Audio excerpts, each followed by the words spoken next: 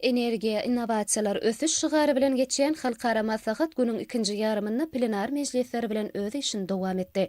Halkara parahatçylyk we ynanyşmak ýylyny global energiýanyň geljegini şekillendirmek, innovasiýa, energetika geçiş we strategik hyzmatdaşlyk atly plenar mejlisi Türkmenistanyň ministrler kabinetiniň başlygynyň orunbasary, Enok we Dragon Oil kompaniýalarynyň başlygy, Özbegistanyň energetika ministri, Azerbaýjanyň energetika ministriniň orunbasary, Petronas kompaniýasynyň ýerine ýetiriji vitse-prezidenti, Halkara gaz birleşiginiň prezidenti we beýlekler çykyş etdiler.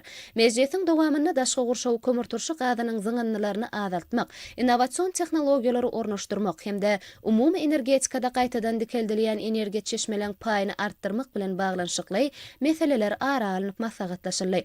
Şunu ýangyç energetika toplumynyň ösüşini uglerod ýzyny pesetmek boýunça maksatnamalar bilen sadaşykly utgaşmagyny üpçün edýän deň agramly çemeleşmäniň zerurdygy bellenildi.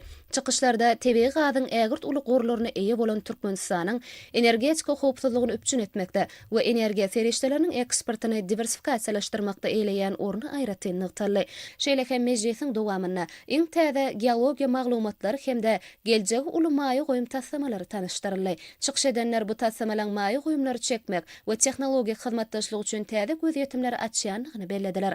Bu başlangyçlar Türkmenistanyň ykdysady kuwwatyny putolandyrmak bilen bir hatarda ählimumy energetika howpsuzlygyny üpçün etmäge hemde durnukly ösüş maksatlaryny ilerletmäge goşunt goşar. Şeýle hem maslahatyň dowamyna resmi därs hötüşlikler geçirildi. Türkmenistana işleýän öňdebarjy halkara neft gaz kompaniýalarynyň ýolbaşçylary dünýäniň strategik taýdan iň ähmiýetli energetika bazarlarynyň birine iş alyp barmagyň mümkinçilikleri barada öz garaýşlaryny beýan etdiler. Şeýle hem türkmen kompaniýalary bilen uzak möhletliň hyzmatdaşlygy ýoly goýmak hemde tassamalary durmuşa geçirmek babatda tejribe paýlaşdylar.